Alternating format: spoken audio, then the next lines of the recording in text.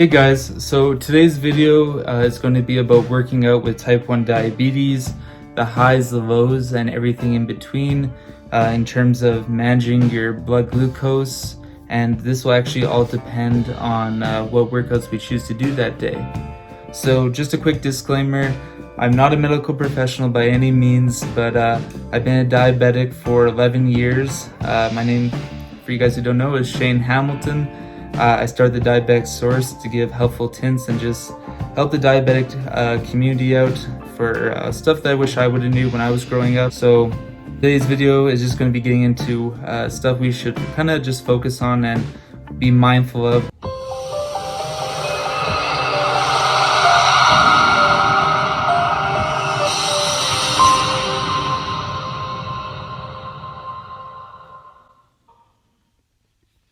So I think the best way to tackle the question about how type 1 diabetics should manage working out would be, first, we're not any different in terms of what workouts we can and can't do. We can do all other workouts that non-diabetics can do. We just have to be mindful of what workouts we do those days, because those will actually have a different effect on our blood sugar. If I wanted to do HIIT training, high intensity training and cardio for one day, I should know that my sugars are actually going to drop a lot more drastically, whereas if I was going to do some weightlifting and strength training, this actually would have a different effect on my blood sugar. This is where I would see my sugars actually elevate even higher, because this is the body's natural reaction because we're putting undue stress on our muscles.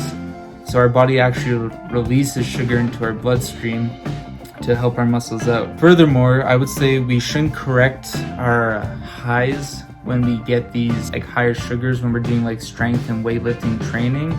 Why? Because these aren't actually really real highs, in the sense that these aren't the same type of highs we would get if we were eating a piece of bread or too much sugar. These are our body's natural reaction to help our muscles out. Because we're not producing insulin, that's why we see this elevation, but this is what would naturally happen if we were not diabetics. We don't have to worry about them so much, in the sense that they are actually going to go down gradually after we stop working out. Because we see this drop in our blood sugars kind of gradually after we stop working out, we don't actually need to give ourselves a full bolus correction, because this is not the same high of eating too much sugar. So these are our body's natural reaction of its own sugar in our bloodstream. So you don't give yourself a full correction, because if you do, you'll probably end up in hypoglycemia. And this goes hand in hand with having a good blood glucose before we start working out. I wouldn't say that we shouldn't have a good range in our sugar, but I don't think that we should have sugar below 4.0 or at least 5.0 like that, because I know for a fact that if I do that, my blood sugars will start to go lower from there. I would recommend actually working out with just a little bit of a higher sugar, so something for Canadian diabetics would probably be in the range of at least a 10 or 11, and for those of you in the US, I would say anywhere from 190 to 200 would be a good blood sugar to start working out in.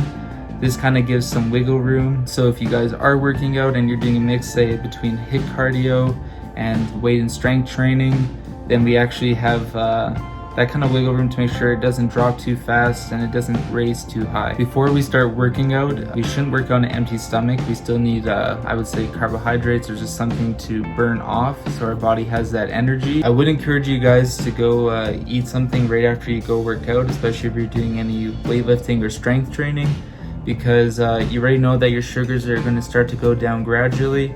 So having something to eat and kind of counteract that would be pretty wise. Again, you don't need to give yourself a full bolus correction. This will be different for everybody. We're all different, but you need to keep in mind that the more you work out, your insulin to carb ratio is going to change. Because your bodies are becoming more insulin sensitive the more exercise you do.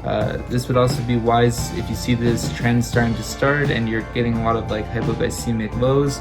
You should probably book an appointment with your endocrinologist and go talk to them and you might need to adjust your insulin to carb ratio. So just keep this in mind, because we don't want you guys to be getting lows when you're working out. That just sucks. If I didn't cover everything in the video, I'm going to just do a quick kind of like question answer. Is it better to have higher sugars working out, or is it better to have good range working out? But I would recommend having just not a super high range, around 10 or 11, because we don't want to have super high sugars, because the longer period we have these higher sugars, this leads to a lot of chronic effects down the road for diabetes, such as like heart disease. If you guys are worried about working out with a pump, I'm not on a pump yet, and I've thought about this so much. It kind of bothers me because I don't like the idea of having something attached to me all the time. But if you guys are working out with a pump, I know some pumps you guys can I think you can take them off before you're working out if you're going to be doing specific exercises where it might be getting in the way and you might hit it off. So just keep that in mind. You might need to take it off. On the other hand, if you guys are like me and you're just doing insulin injections, I would recommend having Freestyle Libre or a Dexcom in you, just so you could constantly monitor your sugars while you're working out. I used to have mine in my arm, but I found a really bad place. Like, it always popped out whenever I was working out. So I recently just put it in a not prescribed zone, but it was just in my, right like above my pocket on my leg, but below my hip bone. I found this area doesn't get in the way when I'm working out, and it's honestly been a great spot. And I haven't hit it once, so you guys could try that, and I hope that helps. Another question you guys might have is, what do I do when I get a low at the gym? Should I continue to work out? How do I treat that low? What should I do? My answer would be if you do have low during while you're working out and you notice it and you see it starting to go low, first of all, don't keep working out. Go get it sorted right away. This is your life that you're talking about. I think it's more important than getting another pump in, even though that pump's good. But yeah, go drink some sugar, have a bar. You want your sugars to be back up to an elevated range before you start working out again, around 6.0, at least around there, 5 and above. But you guys don't want to push it. You don't want to be having a low and then going and working out and not managing it, right? So if you see that you can get your low to pop back up, then I would highly recommend don't force yourself. It's your body's way of telling you just to give yourself a break for a second, get back to normal. And if you guys can, stop working out, go back to the gym later when your sugars are managed, and then have another great workout. I mean, you can work out more than once in one day. So if you guys want to do that, that's another great option. But again, I would highly recommend don't push through your low. It's not helping you any better. If you guys are curious and you're just starting to work out and you're kind of not sure about which workouts are good for type 1 diabetics, again, we can do any workout that non-diabetics can do. We just have to be mindful of what they are. I personally use an app called the Fitbod app. It creates workouts for me. This isn't a paid promotion, I just really like the app, but it creates workouts for me. I mostly find my own of other diabetic trainers online, and then I create my own workouts from there. But you guys can use the app. It will show you, after you do the workouts, what muscles are in muscle recovery after, how long you should give them. You can create and build your own workouts, and it will show you what challenges you need and different goals I guess you guys can reach. So it's a great app. I'll include it in the description if you guys are interested. Give it a try. I think it's free originally, and then after a membership I pay $70 a year Canadian.